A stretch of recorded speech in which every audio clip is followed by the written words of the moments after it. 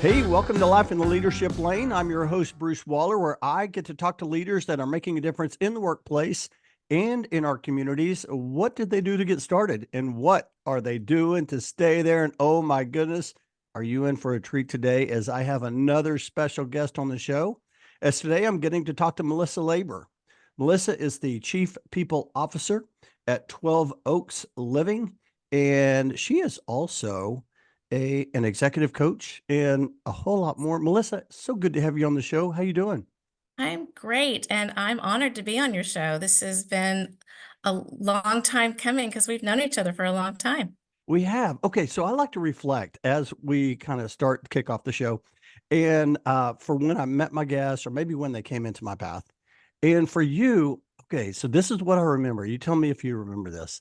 We were at a Dallas HR orientation. We were volunteering with the organization early on, many, many years ago. And Beth Roach, a mutual friend and staffer Yes. for Dallas HR, she had this game that she wanted everybody to play.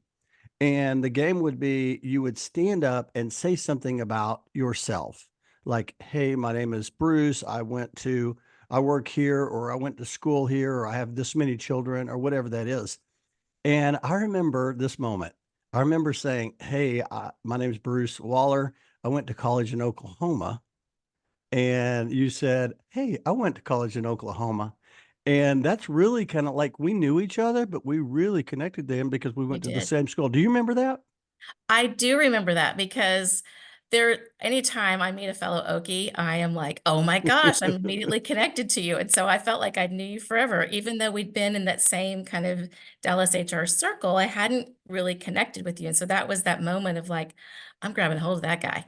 Oh my goodness. I am so glad to have you on the show. I want everybody to get to know Melissa Labor. I know there's a lot of people that know you, and there's probably some things I don't know about you, but before we get started, I would love for you to share. You work for 12 Oaks Senior Living, and I would Yeah. love for you to just share a brief highlight of your organization and how you serve your customers. I am happy to talk about 12 Oaks. I've been here for almost a year, and it's a lot of change in that period of time. But our overall theme is really to help seniors thrive in community. And we're a regional operator based in Dallas. Majority of our communities are in Oklahoma and Texas. We do have some little offsites in Arizona, Massachusetts, Wisconsin, kind of, but mainly we are in Texas and Oklahoma. And our people that we look for and bring into the organization are ones that are very special and understand that we're working in a senior's home. When you are running a community for a senior, whether it's an assisted living or an independent living, that's where they live. And so we really look for those that understand and respect the fact that we're the ones that are guests in their homes. And so we're trying to help their lives be better. I love how you said that. We're the ones that are guests in their homes. That's I hadn't heard it framed that way. That's fantastic. And I'm sure most of the listeners, I know I have, we've all been connected to someone that has lived in senior assistance. And I love how you talked about thrive in community.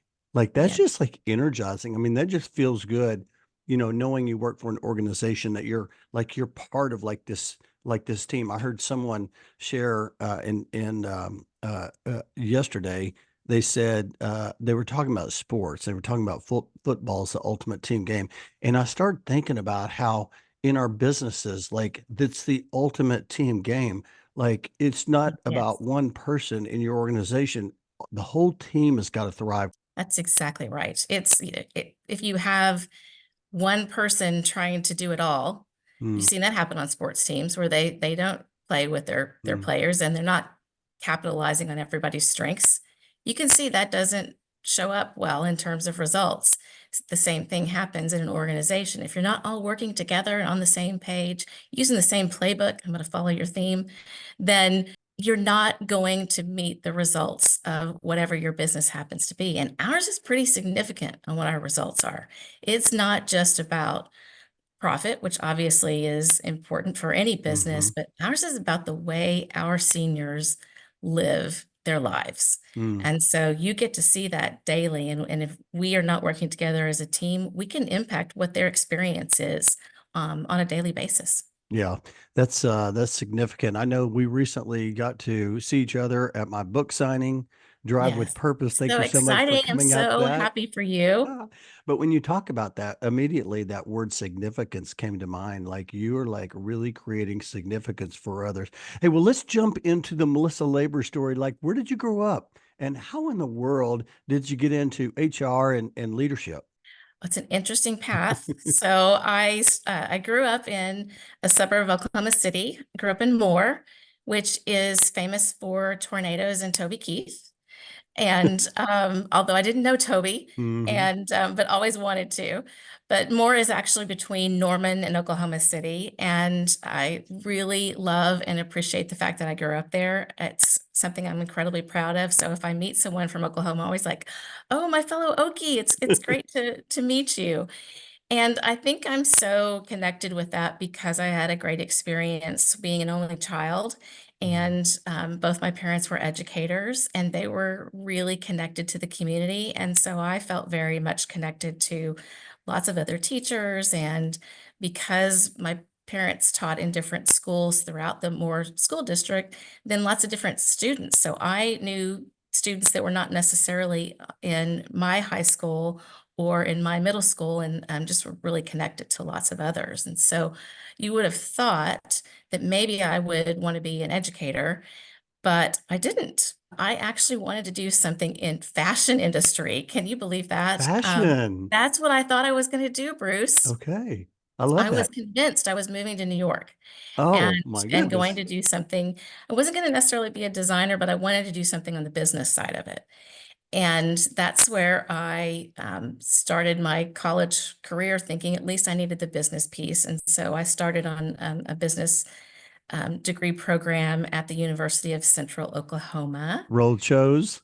There you go. So exciting to meet someone who has actually gone to the same school. And during that time, I had lots of different business classes. I had a really great dean of the business school, Dr. Fortenberry, who I will Mm, never ever forget, mm, had a huge impact on my life. And I was in a one of my business classes, and someone came in that was a director of HR. mm. And there was something about what he said that inspired me of the impact that you have on people's lives. And I'll go back a little bit to my childhood. My father was involved in the Oklahoma Educators Association, and he was so involved that he actually negotiated new contracts for the teachers so that they had equal pay, as Mm. well as for women so that they had equal rights in terms of pregnancy. My mother, when she got pregnant with me, couldn't tell anybody that she was pregnant or she would have been fired. Oh my goodness. Isn't that crazy? Wow. So I always knew from my dad being a huge influence that having an impact on people just takes one person to do that. Mm. And being kind and being respectful and doing what you can is important to why we're here. And so when I met that HR director, I even got his number. I called him, asked lots of questions, and um, decided that would be my path. And Wow. so I knew I needed to get an emphasis in HR. And luckily, our school, Bruce, had an HR emphasis in the business college. Talked to Dr. Fortenberry, and he said, you need to get an internship. So I went to our college career day intern program and walked around and met all kinds of people. And there was not one HR intern, not one Wow. available. Lots of business, Hmm. lots of investment type roles, those kind of things, and not in HR. So I kept walking around. I kept thinking, what am I going to do here? I need to get this internship. So there was a woman standing at a table that didn't have a lot of people, and I decided to take up a conversation with her. She was actually at the local ABC TV station, KOCO, and she was their human resource director. And she was looking for people in broadcasting, Oh wow. but she was in HR. And so I decided that she needed an intern, even though she wasn't looking for one. And I talked my way into it, Bruce. Oh my goodness, I can see that right now. Oh my goodness, how exciting is that? I mean, it wasn't paid, which was okay because Mhm. it was about experience. Right. And so I had this amazing experience working at the TV station as an HR intern and wouldn't have changed that one bit. Went back and told Dr. Fortenberry about it, and he was like, "You talked your way into that? Okay, that doesn't surprise me." And, he ended up giving me a scholarship because I had done that. I had taken the initiative and had made that happen, and so one of the other reasons why he always recognized the effort that I made Mm, and the impact, and so it was a I had a great experience at school, I had a great experience in my internship, and then I graduated, and like many people, I couldn't find an HR job. of course. And a lot of people kind of just end up in HR roles. Yeah. Somehow they're in the business and someone says, "Hey, we've got this opening. Mm, Would you maybe do this?" And I didn't have that experience. And so I took a job for my first year of the working world for, I don't know if you know this, with the Federal Reserve. I did not know that. And I was a business analyst. So I Oh, worked as not in HR. not in HR, could not, kept looking for an HR job, Mm, but not as an HR professional. Even though they had an HR department, they mm, had a rotation program that they didn't want you to be in something that you had experience and they wanted you to be well-rounded. And so what I ended up doing was writing proposals for new programs and recognized that I like to write and could do that fairly well. I'm kind of big and bold and I'll talk people into things. And so writing those proposals and then presenting them really did show up in that mm, environment, but I still wanted to be in HR. And so a year into my career there, one of those little nuggets of information that I dropped along the way resulted in an opportunity. And so I accepted an HR job in Wichita, Kansas, mm. sight unseen, because it's my first HR role and I was gone. You were like, I'm doing it. I'm doing it. Was the coldest, most snow on record in years in Wichita, Kansas. And I thought Oklahoma was cold. No, it was freezing. And as soon as I could get back, I came back to Oklahoma Mm, and then stayed with, I was with Venture Stores, which you may or may not okay. remember in Oklahoma, but they expanded into Texas. And Mm. that's actually how I got to Texas Oh, was with, wow. I so love I that. actually went to Houston.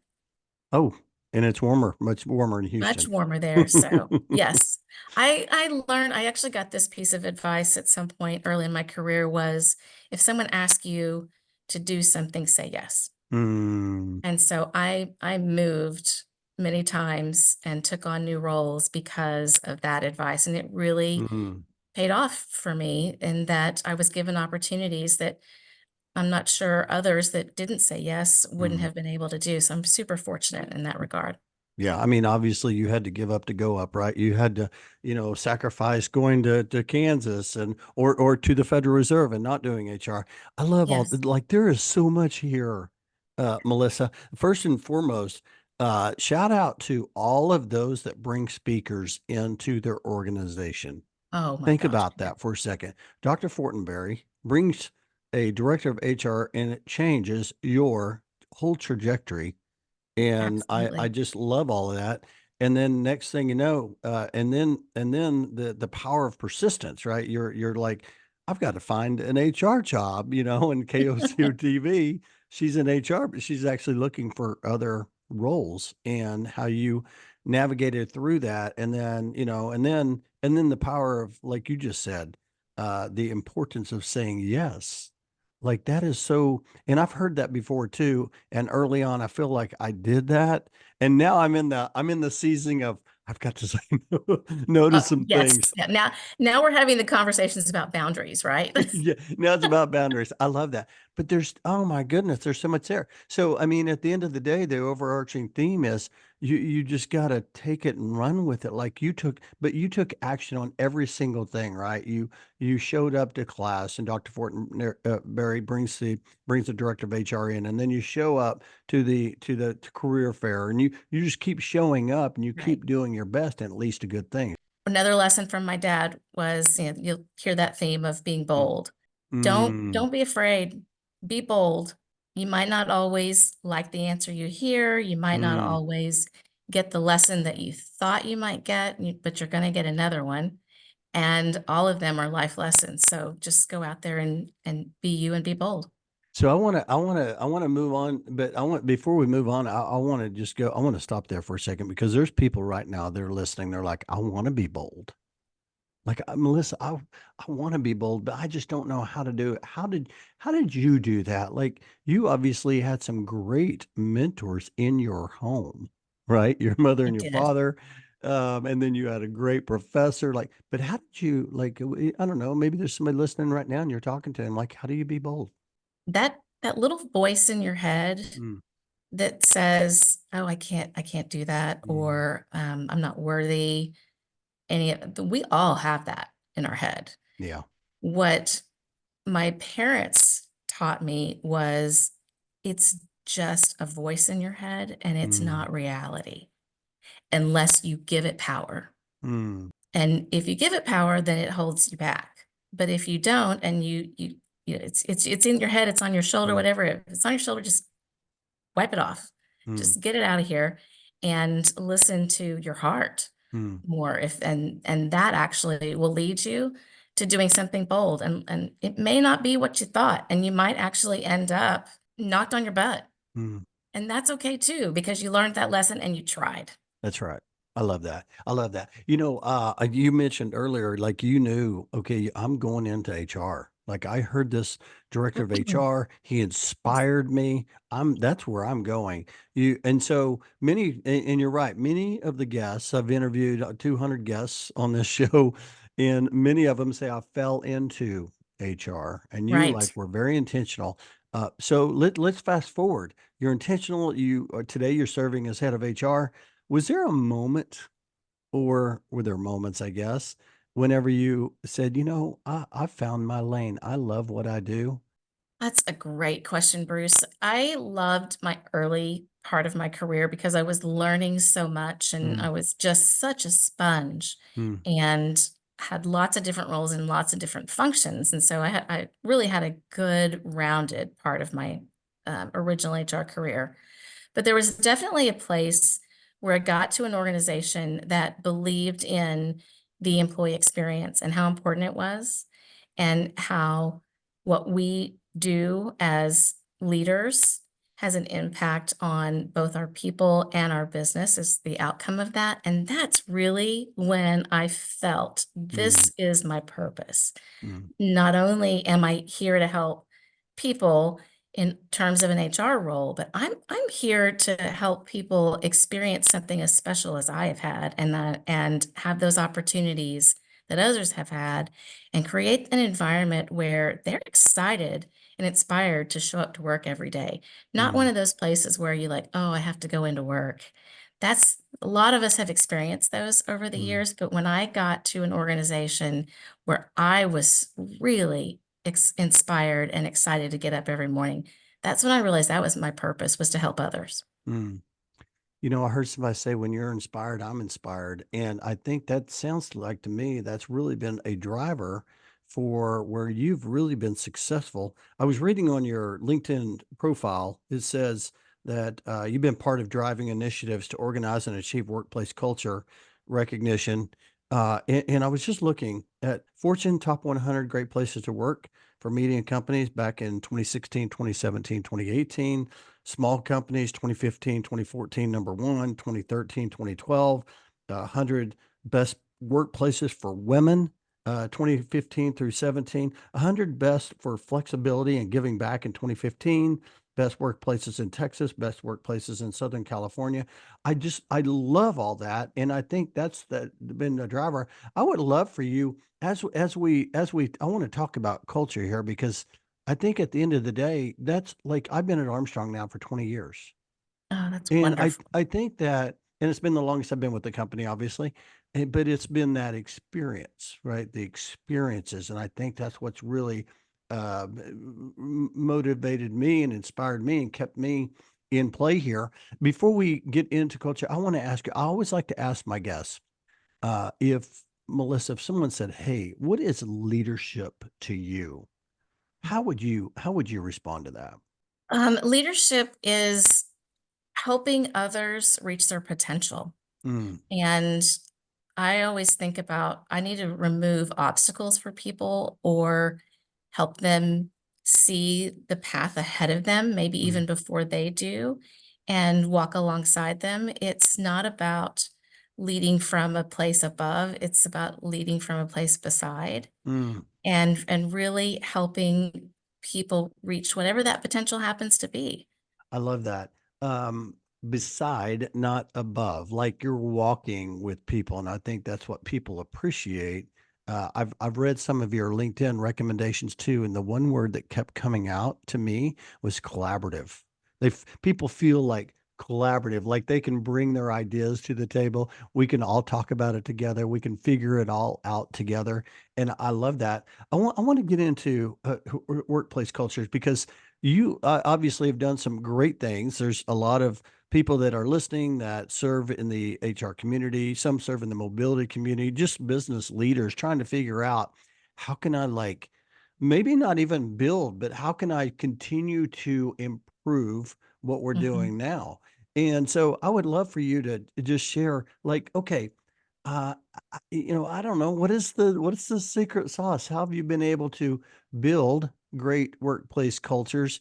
And let's just kind of start with, for the listeners, I don't know, they're just right now they're just kind of looking for tips. Like let's start with I always like to in my book Drive with Purpose. I said the first thing you got to do with anything is you got to define success. That's What right. does a successful workplace culture look like? That's oh my gosh, Bruce, that's exactly where the first move is Mm, define what you want your culture to be. mm, And designing that gives you a roadmap to how to get there. mm. And so you start off, do you want to be the I'll talk about senior living since that's where the space I'm in right now. Do you want to Okay. be the best in class senior living operator? Mm. If you want to do that, set that as your goal and your theme, which actually is our goal and our theme for this Mm, year. I love that. Our theme is best in class as trusted partners. Ooh, I like So that. it's not just best in class, but that trusted partners piece is what's helping us get there. And Mhm, so the path that we're on right now is listening to our employees. And I think that's the other really initial mm, thing that people need to do if they're looking to create a great culture is you need to know where you are today.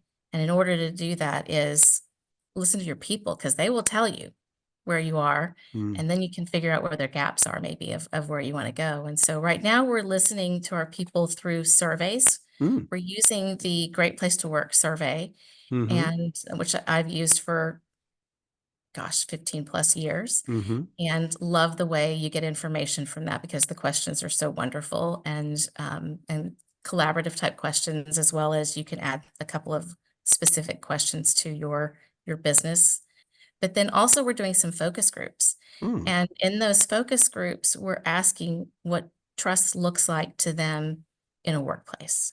What trust you might wonder if trust between individuals is the same as what you expect trust to be in the workplace and it is. That's what keeps mm, coming up from our people is it is the same. mm, We want respect.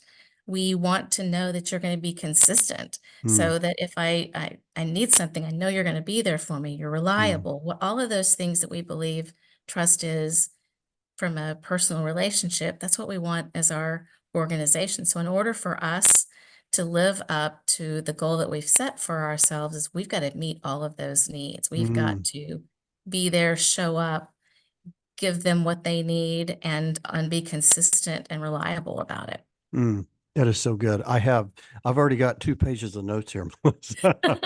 This is fantastic. I love all of this. I love in talking about trust. When you talk about trust, I think about the quote from Simon Sinek. And he says That's a funny. trust is not a group of people that works together. It's a group of people that trust each other. Yes. And so as you're sharing all this, my immediate thought is, man, this isn't going to be done overnight, is it? It's going to It's a like, this is going to journey. take some time because when you start talking about trust, you start talking about building relationships, you start talking about conversations, you start talking about listening. So when you talk about, okay, we're going to define this and we're going to lay this roadmap out, this roadmap may be a long-term roadmap, right? It is. It is a Yeah. long-term roadmap. You need to really understand what your goal is. If you Mm, are doing this because you want to end up on a list and get recognition, mm, it's probably not genuine and authentic. mm, That is an outcome of something that has been worked on and nurtured. mm-hmm, And certainly one that you're proud of when you get that, but it's not the reason to do it. The reason to do it is you really want to live it. You really want mm, your people to have that experience that not only are they feeling it every day, but their friends and their families are too, because they're going mm. home and they're telling about, let me tell you what happened at work. Yeah. And it's not a bad story, it's a great story. That's it. That's what you want, are those wonderful stories that happen when you're at a family picnic and Yeah. like, "Is that real? Is that actually someone's work environment that's doing that?" And you can create that as a leader. We just finished our, well, I just finished answering our engagement survey. So we do that as well at the Armstrong Company. And it's a great exercise, just really reflection. But I was curious, like, do you typically, is there like a percentage that you should look for in getting back when you send out surveys? Because, surveys are, depending on, if you buy a car, getting a survey back from a customer, or you send a survey out to an employee, you're trying to get some information back. Is there like a rule of thumb about how much you're kind of looking for to Yeah, get return? for validity of the surveys, you really wanna be somewhere between 75 to 80% Oh, wow. Okay. of That's big. participation. Yeah. Yeah, it needs to be a big percentage. Mhm. If you are not getting that, that's probably telling you something right there. If Uh, people are not wanting to participate in your survey, they may be telling you, "You're not gonna listen to me, so I'm not gonna mm, participate." mm. Have you So, ever been part of a organization where you just didn't get back the survey results? Like, I'm thinking about somebody that's listening right now, and maybe they've done a survey before and they didn't really get back the number they needed. Any yes. thoughts around what they could possibly do? Yes, absolutely, and I have been a part of that before. So, Mm, like I said, that tells you something. So once you get information from your people, then what they're looking for is for you to ask more questions. So if you mm, get maybe 55% of your people that are responding to something, go back to your people and say, we wanted to hear what you have to say. That's why we have an engagement survey. But only 55% of you participated. And so what we're hearing is you're not feeling comfortable. And if you're mm, not feeling comfortable, then we've got something we need to do. So that I think transparency is also a huge key in terms of building trust. yeah. And if you do an engagement survey and you don't go back and tell your people what you heard and the actions that you're going to take based on that, Mm, they're not going to get involved again. They're not going to engage. And so you really that's why it's called an engagement survey is mm, you want to get that engagement from your people so that you can continue to build on things and get better. It's something that's nurtured. It's like we said in the beginning, it's not something that happens overnight, mm, and it's not something that once you get there, you stay there. mm. You have to continually work on it and nurture it. Yeah, I love that because what you're basically saying is this is not a one and done thing. This is something that it's going to be a living program. Like we're It going to is. continue to work on it. We're going to continue to develop it. We're going to continue to listen. We're going to be adaptable. We're going to change when we need to change. All of that goes into play there, doesn't it? Let me ask you this, Melissa. Uh, for someone that's been, I don't know, they've been shaping their program. They've been through, I don't know, a couple of years of engagement surveys. They're doing the things they feel like they need to do. They got they're working the roadmap. Right. What is, I don't know, what are some signs that they're seeing success? Like they're saying, "Oh, this is working because we see this." Any thoughts on that? Yes, you can actually measure. Hmm. the success. There's a lot of Okay. different ways that you can do that. Okay. One is when you do those year-over-year surveys, your scores and your comments start getting better, and you Okay. start getting more information. So that's one way to measure that. Or they get worse, and so you gotta work on that too. You know what? Sometimes I think it's almost as important when you see something take a step back versus something Mm-hmm. get better, because Hmm. then you know you've got something in particular to work on. Hmm. But the other ways you can measure it are retention. Hmm. What's your turnover and your retention rates look like? If you've got high turnover, then something is not in place to keep people to be there. There is through the Great Place to Work, they actually do a lot of this measurements stuff as well. And one of their measures is that the companies that are on the best 100 list have half the amount of turnover that same industry companies have because of the environment that they are Oh, creating. wow. So That's big. it's cut in half, it's big, yes. So and that's years of research that they've done. The other piece you can see is, are people being promoted? Hmm. Are you growing them? Internally, promotions. They're Internal looking for that promotions. too. And Yes, that's a sign of positive engagement there for that's sure. right. Yes. Positive culture. I love that. Okay, so when you said that, when you start talking about retention, I always go back to it costs as well because it's going to save the company money for them not to leave, to stay there. I do have a question around ROI because that's usually when you're in, your leadership, you're like, hey, listen, I want to do all of this stuff, but what's the return? Like Right. for our organization, do you ever talk about that in the boardroom, the ROI, and how do you like, I don't know, how's that measured? Yeah, I mean, if you're running a business, Mm, so the ROI and the profitability of the mm, organization is incredibly important. mm, You have to look at this as an investment in your people. mm. And you make investments in software, you make investments in ventures where you're going to a different state, or maybe you're changing your business line, all of those different investments. There's a reason for that. And the same thought process needs to go into the investment for your people. And when you start that journey, you're not going to have that return immediately. So you have to get buy-in that this is not going to happen overnight. But there is a direct correlation to the investment of your people Yeah.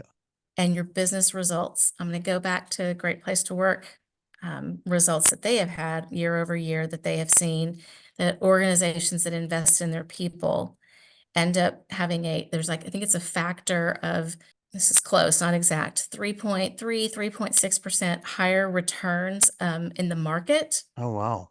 than those that don't make those investments. Mm, Same industry, same business line, but if they're not investing in their people, they don't see the business results that others do that have made those kind of investments. So there's real tangible information out there to, so if you are, maybe you're in a position where you are trying to get buy-in mm, from your senior leaders, you can get that information out there to show them that there mm, is real return on investment from making these type of investments in your mm. people. Mm.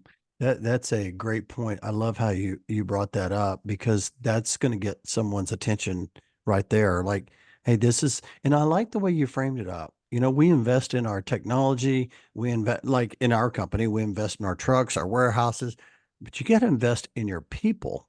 Yes. And that's so important. Hey, I'm curious, and I gave you some questions kind of beforehand that we could kind of talk about, but I was just thinking about this as you were sharing that. Have there ever been like you've done this for many, many years? You're very good at what you do. Have there ever been any surprising moments where you're like, oh my gosh, I can't believe this. And you didn't realize it was going to come back that way. And maybe it was a positive or negative, whatever the case. Any moments that you can like think about that you're like, huh, didn't realize that. I think the things that continue to surprise me are the littlest of things. Oh, tell me more. So, you think that maybe if we put into place a incredibly enriched paid time off program, people are going to be more excited, and they are. It's not Mhm. that they're not, Yeah. but it's those little things where you do a happy hour because someone, some sort of special event, or maybe they accomplished something that was one individual, and you're like, you know what, as a group, we're going to celebrate this person's success, and let's just all, impromptu happy hour. Mhm. And what's crazy about that is it'll show up in a comment on a engagement survey later, that that individualized attention to that person actually had an impact.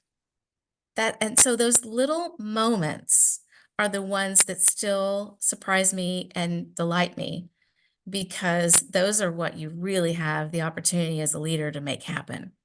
I love that. I love all that because as you shared that, immediately the word that came to mind was recognition. Yes. And that sounds like to me, there's probably some different little key drivers for positive results, and recognition is probably one of those keys. Would you say to that? And I and do you, yes. and do you focus on that at your organization, like recognition? Like, do you like when I say focus on that? Are you like intentional saying we're going to recognize each month, employee of the month, or we're going to do that, or are they, hey, when we have opportunities, we're going to create recognition? All of the above. Oh, I love that. That's All so of the important, above. right?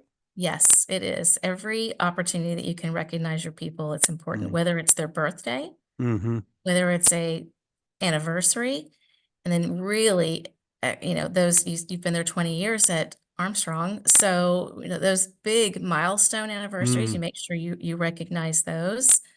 yeah. Even recognizing, if you get to know your people, then you also learn what is important to them, and so when you recognize them, you tailor it to them. Mm. Oh, And that's kind of an interesting thing to okay, here's a silly example too. So okay.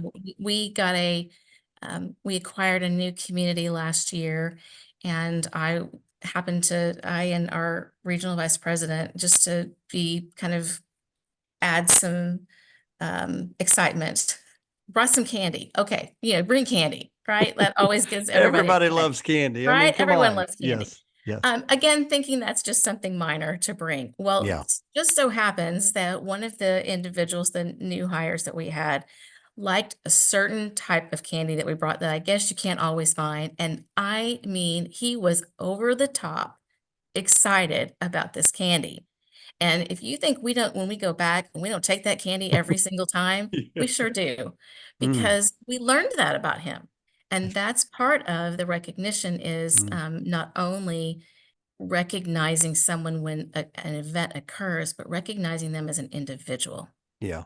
Hey, I want to ask you about, when you talked about listening earlier, I wrote down listen. I wrote down trust and I wrote down listen.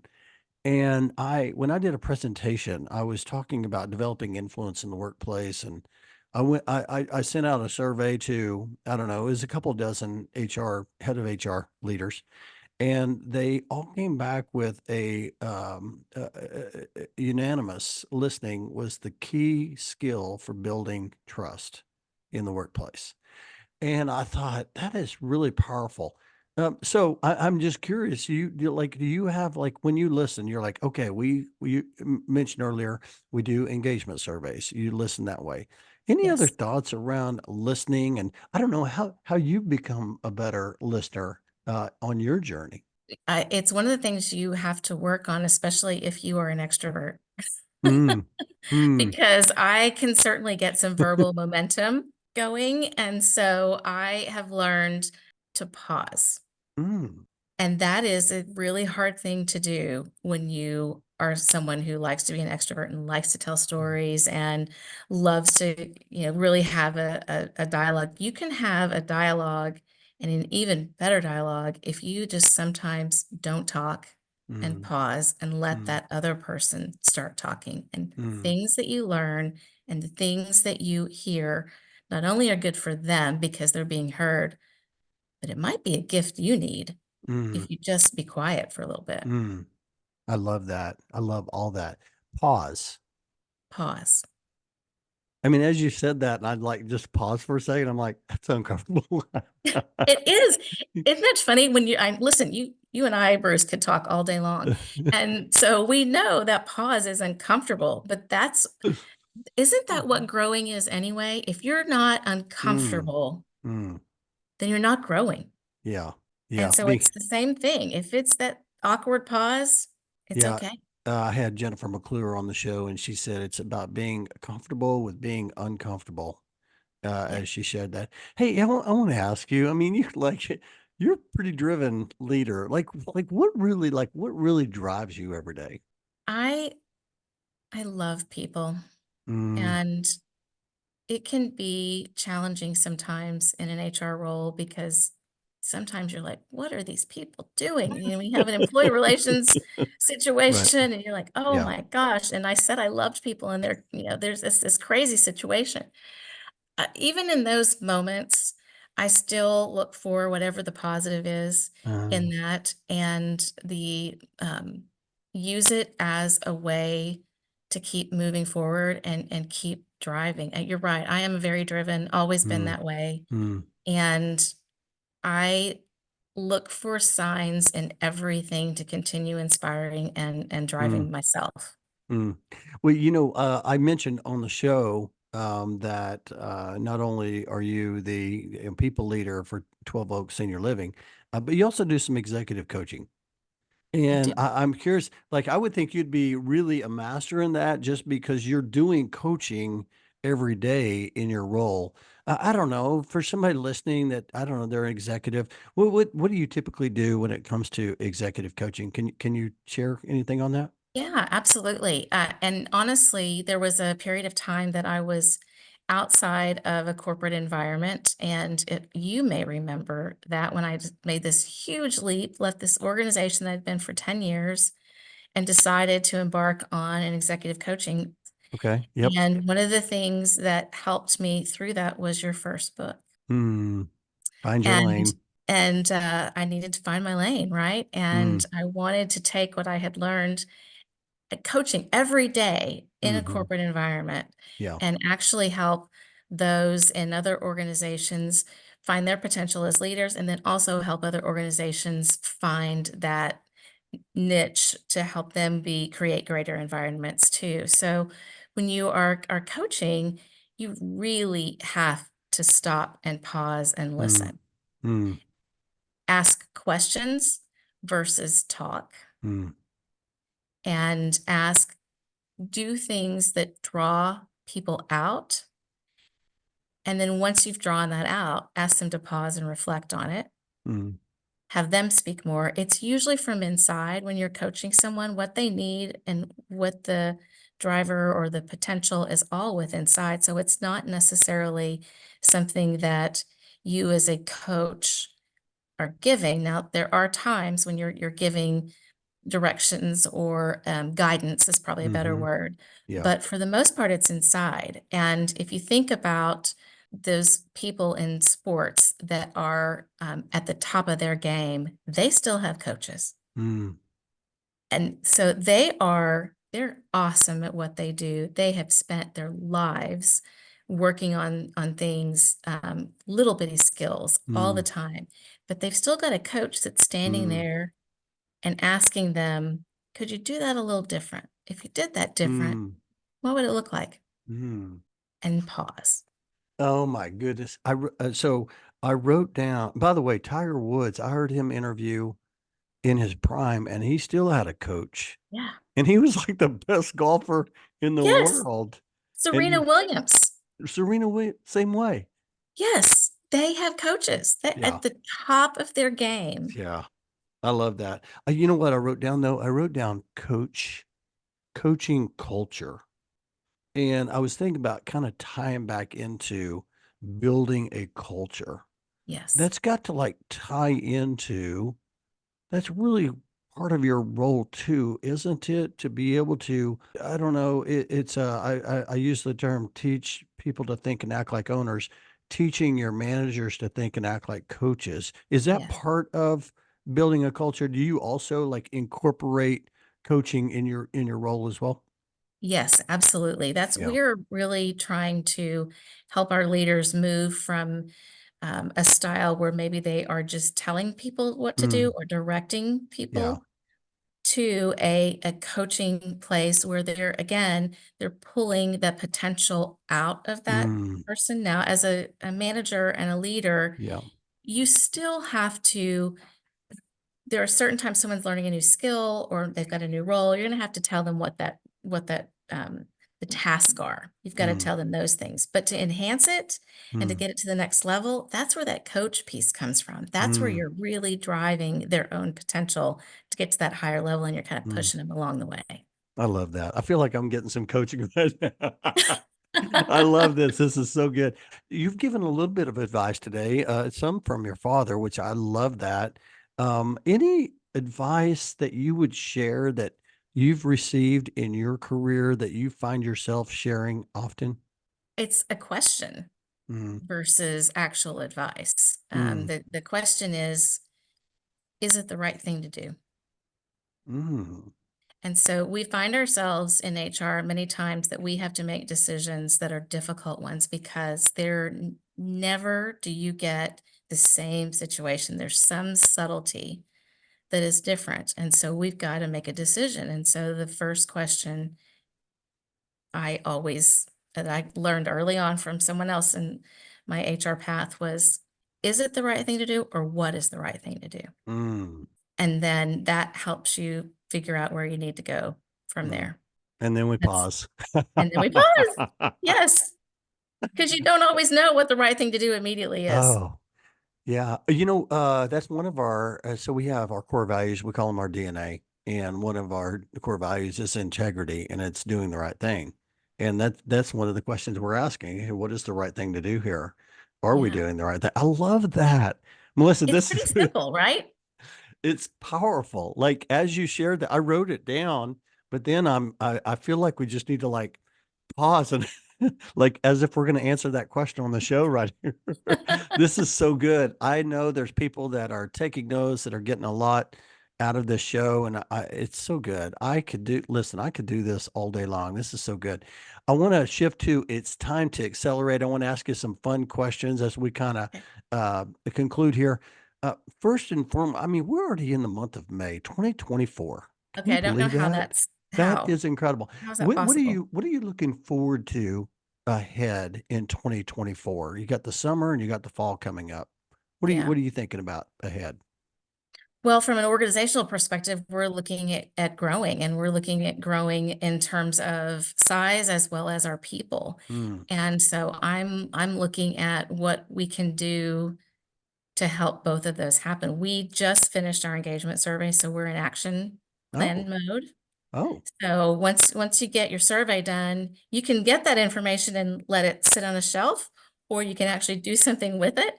And so what we're doing is with each of our leaders, we're sitting down and going community by community, department by department. What's the yeah, action plan based on what we heard? So I'm really looking forward to what that looks like. yeah. That's And fantastic. it's being new with 12 Oaks. It's the first time I get to do it, which is Mm. exciting too. Oh, So, seeing how they maybe have done it before, how I can learn from them, how they can learn from me, and then what the results of that mm. end up looking like. As I think about you, Melissa, I think about like I'm looking at all your past history and like all these championships you've won, and now you're like, oh man, she's getting ready. She's taking them on another trip, to a championship, and I love that. Hey, I talked about in my book, Life in the Leadership Lane. I talked about gratitude a lot. I like to share great leaders or grateful leaders. What are you grateful for? Oh gosh. Well, obviously, I'm incredibly grateful for my children and my family. That's first and foremost. Mm, And that's where the most vulnerability shows up mm, for me is that. But from a professional standpoint, one of my mentors taught me that grace has a place in the work environment. We mm, often think about grace being some sort of spiritual or religious, something where you're given grace, but quite frankly, we need that at work because mm, none of us are perfect. mm, That's another reference to Brene Brown of the gifts of imperfection. Mm, But if we allow someone to learn from their lesson or learn from a situation and we give them grace, I'm so grateful because people gave me grace, Bruce, mm, throughout my career. And so I'm grateful of that lesson that someone taught me that it can be of value and of mm. virtue and all of the things that can show up and help someone be better in the work environment. That's so good. And I'm grateful for you sharing that story today. That is, people need to hear that. A couple more questions. One of the questions I like to ask is like, what energizes you? It can be outside of work, inside the workplace. Like, what really moves you? Well, let's see. Okay, I'll give you a fun outside of work. I started off telling you that I thought I was going to have a fashion career. There is nothing better than shopping. I am telling you, Bruce, nothing better than that. I love that. I love that. That I still have my passion for fashion, so that's Uh, there. And then from a workplace is there is nothing better than watching someone you have worked with and developed grow and uh, shine. mm, I think that's my purpose. I mm, really have found that the developing of people in my group or even outside of my mm, group, wherever, whatever opportunity I have to see someone grow, that's when I mm. feel like my cup's been filled up. I love that. I shared that in my latest book, Drive with Purpose. I talk about people. Everybody's had this success, right? Success is really about achievement, where when you're really feeling fulfilled, energized, grateful, all of the things that we're talking about is when you're creating significance in your career. And that is when you're really impacting people, when you're Yes. helping people, when you're serving people. And that's what you are. Like you're in this lane of significance. And like, okay, when you get in that lane though, you just want to just press on the pedal. You're just like, Oh gosh. I'm just going Yes. this way. Right. Oh my God. That's my sport Oh, drive mode. I love That's that. what Oh, that my is. click on the sport here. I love that. Oh my goodness. Okay, here's my final question. Melissa, 10 years older, is knocking at your door around the corner, and you're going to go answer that door. What's she going to tell you? She's gonna say, keep being bold. Mm, There's still a lot of life ahead of you. So do what you've done. Be bolder if you need to, mm. but That's some do wise it. advice from your daddy. Yes. I love that. Oh my goodness. That is a wise 10 years older Melissa Labor. Thank you so much for coming on the show today and Oh my just gosh, what a sharing pleasure. wisdom. I love talking with you, Bruce. It's been fun, and I know there's going to be a lot of people that are taking notes. They got a lot out of this conversation, and they may even want to follow up with you. Maybe they want to connect with you, or talk about culture even more. How is the best way for them to connect? Best way is through LinkedIn. Okay, I'm pretty active on my LinkedIn in okay, terms of I don't posting a lot of things. You'll see lots of 12 Oaks post, but then in terms of I get a lot of people that send notes in mails, and mm, I like to follow up on those too. So I'd love to mm. see people reach out to me through LinkedIn. Yeah, and if you reach out to Melissa, be sure and let her know you heard her on Life and Leadership Lane. She'll appreciate that. There was one other thing that I didn't talk about, and I was going to bring it up real quick, and that is one of the things I remember that you did well. You talked about earlier, talked about recognition. You talked about happy hours are a good way. And I remember you used to have like a Friends of Melissa happy hour. I just want to know when is that coming back? That is so funny. I was thinking of that recently. Yes, it was the FOM, Friends of Melissa. And I would bring together all of my HR friends and then say, hey, bring someone else that you know. And I need to do that again, don't I, Bruce? You do. You do. I got it right here on a recording. So we need to make that happen. So anyway, I appreciate you so much. I appreciate your wisdom, your perspective, and mostly I appreciate your friendship. So thank you for coming on the show today.